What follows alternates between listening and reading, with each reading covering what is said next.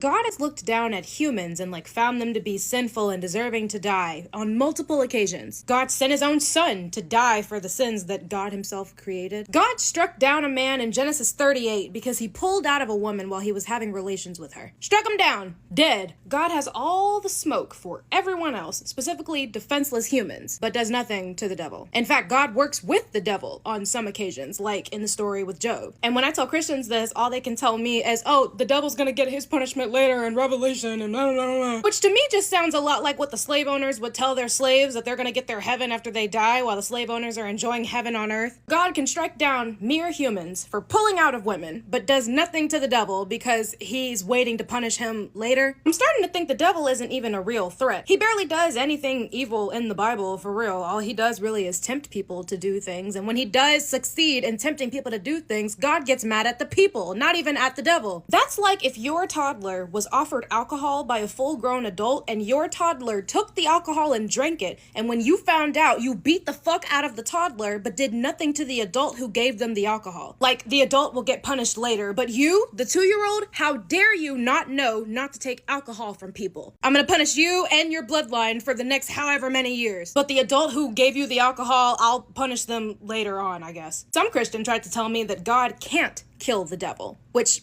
why not? Is he not all-powerful? Y'all are constantly limiting the powers of your own God, and then you turn around and say, well, he's all-powerful. Apparently not. If there's something out there that he just can't kill, it means that thing is either as powerful or more powerful than he is. I've said on multiple occasions that I think God and the devil are on the same level of power because people blame the devil for everything bad and praise God for everything good. God himself is proving that the devil has a considerable amount of power if he just can't kill him. Or God doesn't want to kill him. Maybe the devil isn't even the real threat. I mean, in Isaiah 45:7, God himself says, I make peace and create evil. I, the Lord, do all these things. So if he were to kill the person who created evil, he'd be killing himself. Regardless, the only people that I see suffering in this equation is the humans that God created, who did literally nothing to deserve any of this shit, and he just strikes them dead when they breathe wrong. I've said before that the God of the Bible has his priorities completely fucked, so maybe this is just something else where his priorities are fucked up.